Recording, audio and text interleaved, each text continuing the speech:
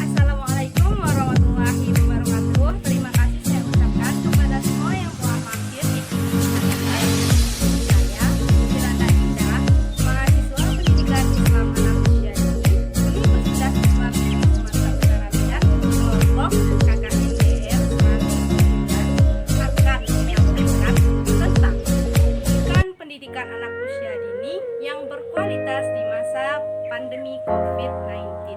Selamat menyaksikan.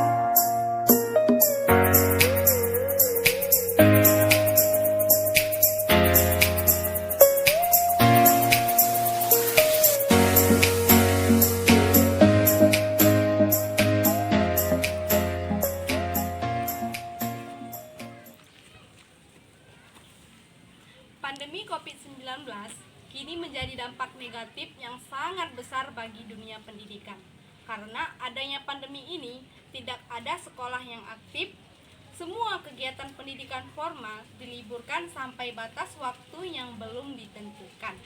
Hingga saat ini, pandemi COVID-19 masih berlangsung dan belum dapat dipastikan kapan berakhirnya. Nah, salah satu sekolah yang diliburkan saat ini adalah TK atau PAUD. Kita semua tahu bahwa pendidikan bagi anak usia dini itu sangat penting. Karena pada usia dini terbentuknya karakter seorang anak. Dan pada usia dini juga, seluruh aspek perkembangan pada anak berkembang sangat pesat. Pada masa pandemik seperti ini, tentu saja anak tidak mendapatkan pendidikan dari sekolah. Orang tua dan anak juga lebih banyak melakukan aktivitas di rumah saja. Karena pada saat ini memang kita dianjurkan untuk di rumah saja. Pada saat inilah orang tua harus mengambil alih tugas dari si guru di sekolah dengan memberikan rangsangan pendidikan di rumah agar anak tetap mendapatkan pendidikan yang layak dan pendidikan yang memang seharusnya mereka dapatkan.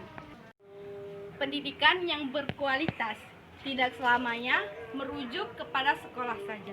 Bahkan pendidikan di rumah bisa lebih berkualitas daripada di sekolah karena anak lebih banyak menghabiskan waktu di rumah daripada di sekolah. Untuk orang tua, ada beberapa hal yang harus dilakukan orang tua selama di rumah untuk mewujudkan pendidikan anak usia dini yang berkualitas di masa pandemi COVID-19 ini. Di antaranya adalah sebagai berikut. Yang pertama, memberi keteladanan.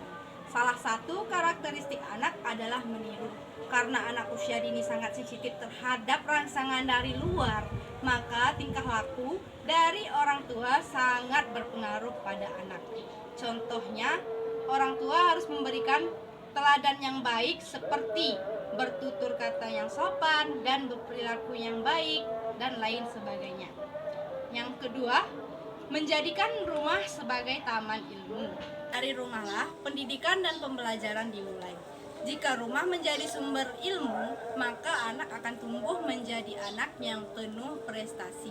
Oleh karena itu, orang tua harus melakukan pendidikan dan pembelajaran di rumah. Misalnya dengan membacakan cerita yang dapat memotivasi anak dan membacakan hadis dan lain sebagainya. Yang ketiga, menyediakan wahana kreativitas. Orang tua juga harus membuat wahana kreativitas di rumah agar anak tidak selalu berfokus untuk belajar saja. Kita semua tidak tahu apa bakat dari si anak jika kita tidak memperhatikannya. Biarkan anak bermain sesuai yang mereka inginkan, misalnya melukis, menulis, main catur, dan lain sebagainya. Dan yang keempat, hindari emosi negatif. Emosi negatif yang dimaksud di sini adalah marah, kecewa, dan tersinggung. Orang tua harus berhati-hati dalam mengendalikan emosi. Masalah apapun yang dihadapi, jangan diselesaikan dengan emosi, apalagi emosi di hadapan anak. Hal ini dapat mengganggu perkembangan mental dan kecerdasan anak. Dan yang terakhir atau yang kelima adalah doa. Manusia hanya bisa berusaha, namun Allah lah yang menentukan. Memberi pendidikan bagi anak tidak bisa terlepas dari doa. Usaha diiringi dengan doa, insya Allah akan mendapatkan hasil yang diinginkan. Itulah beberapa hal yang dapat dilakukan orang tua di rumah untuk mewujudkan pendidikan yang berkualitas untuk anaknya di masa pandemi ini. Tidak hanya di masa pandemi ini, setelah keadaan ini berakhir, orang tua juga harus tetap meluangkan waktunya untuk pendidikan anaknya di rumah.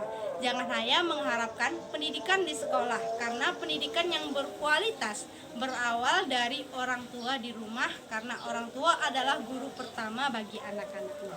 Mungkin hanya ini yang dapat saya sampaikan. Mohon maaf atas segala kesalahan. Saya akhiri dengan ucapan